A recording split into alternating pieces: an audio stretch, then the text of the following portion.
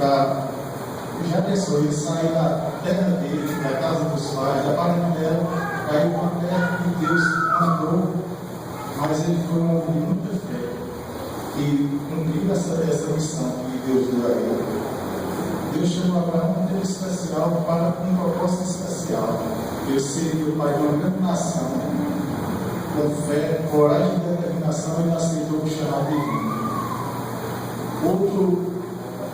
Outro homem de grande fé foi o rei Ezequias, filho de Davi. Personagem que Deus chamou para um tempo especial de Israel. Ele começou a reinar, o rei Ezequias começou a reinar no ano de 716 a.C. Sua liderança foi de 29 anos. Ele contribuiu para os tempos religiosos mais difíceis e significativos em Israel. Israel era muito complicado para se evangelizar naquela época. Um dos atos mais poderosos e usados durante o reinado de Ezequias foi a reabertura dos templos e a restauração do ministério sacerdotal. Nós podemos abrir a Bíblia em 2 Crônicas, capítulo 29.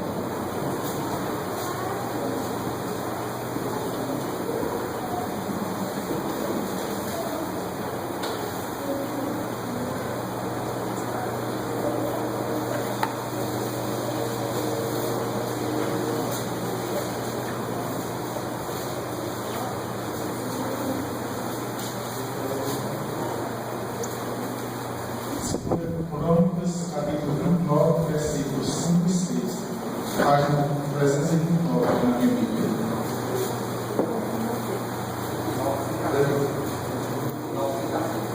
De 9 a 6.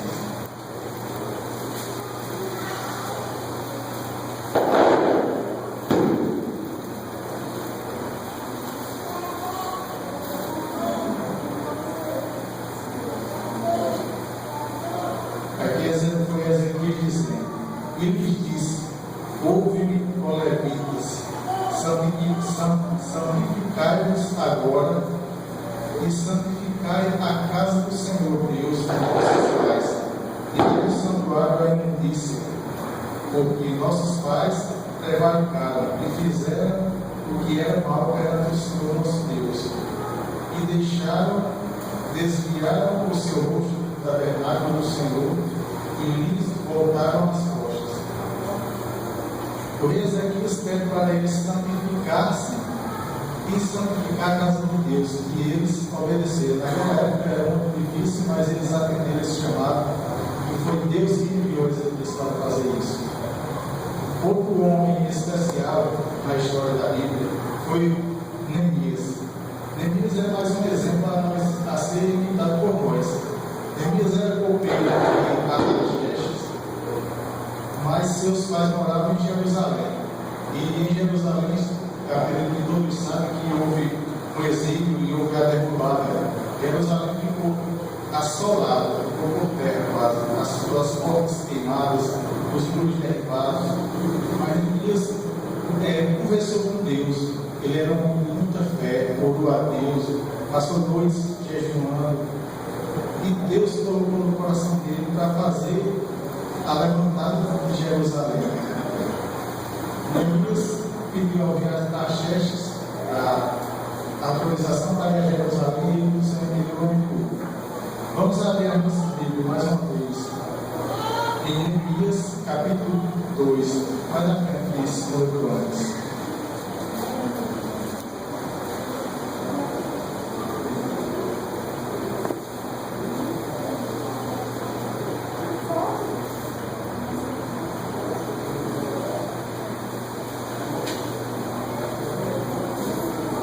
Neemias 2, versículo 17 e 18.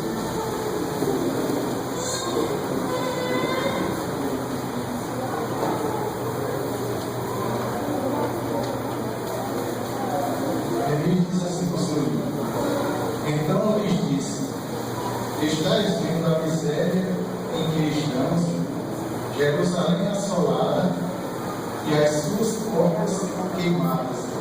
Vinde, pois, e reedifiquemos os muros de Jerusalém, e deixemos de ser feito ao povo, e lhes declarei como a boa mão do meu Deus estiver comigo, e também as palavras que o rei lhe falara.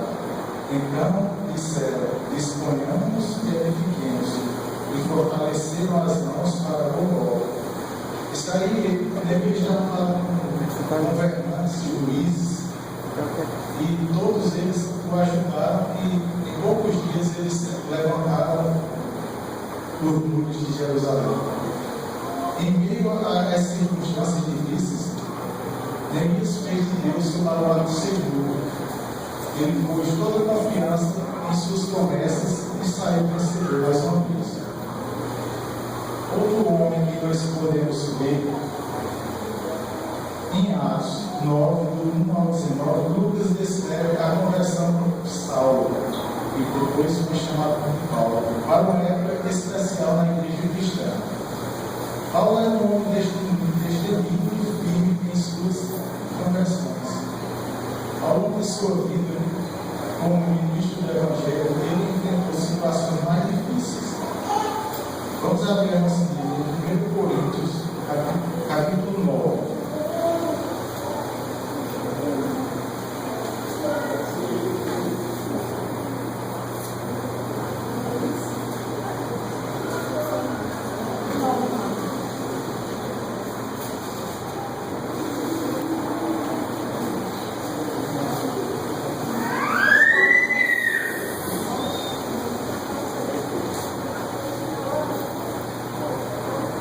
Versículo 19 ao 23. Versículo 19 diz assim: porque, sendo livre de todos, fiz-me escravo de todos, a fim de ganhar a maior número possível. Procedi para com os judeus como judeu, a fim de ganhar os judeus, para que os que vivem sob o regime da lei, como se eu mesmo assim vivesse, para ganhar os que vivem debaixo da lei, embora não esteja eu debaixo da lei. Aos sem lei, como se eu mesmo fosse, não estando sem lei, para com Deus, mas debaixo da lei de Cristo, para ganhar os que vivem fora do regime da lei. Aqui Paulo está sendo claro o quanto ele lutou para conseguir pessoas para o reino de Deus. Foi difícil, ele sofreu, ele foi xingado, foi perseguido, mas ele conseguiu. Abraão foi chamado para lançar a semente do povo de Deus. O rei Ezequias foi chamado para reavivar uma nação voltada para a idolatria. Neemias foi chamado para reconstruir os muros de Jerusalém e restaurar a fé e a esperança do povo que estava em ruínas. E por fim, Paulo foi outro homem chamado para testemunhar em seu tempo, levando o Evangelho às nações gentias. Agora eu digo a vocês, meus irmãos, e nós somos chamados para esse tempo. Paulo afirmou em 2 Timóteo que nos últimos dias sobrevirão tempos difíceis. Como igreja e indivíduos, estamos vivendo esse tempo.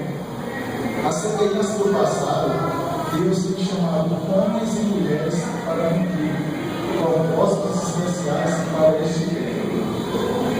Veja só, meus irmãos, nosso tempo tem sido caracterizado pelas transgressões da lei. Em Isaías capítulo 24, verso 5 diz assim: na verdade, a terra está contaminada por causa dos seus moradores, porquanto transgridem as leis e violam os estatutos e violam a aliança eterna.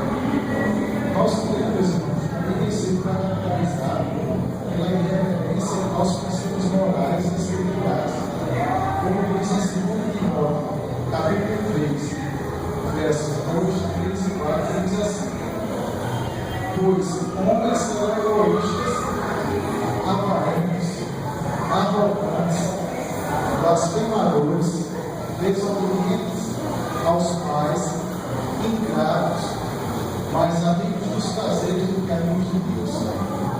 É triste, né? É isso que a gente está vida.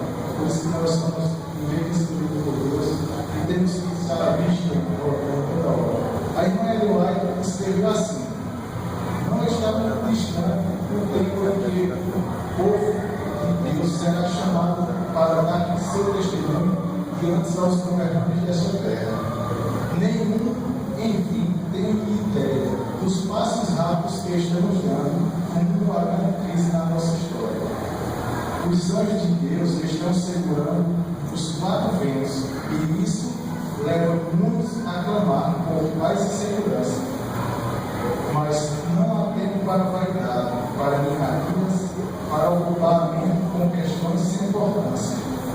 Devemos esvaziar o templo de Deus de toda contaminação, que é o nosso corpo, e deixar que o Espírito de Deus tome plena posse em nosso coração, para que o nosso caráter possa ser transformado. Amém?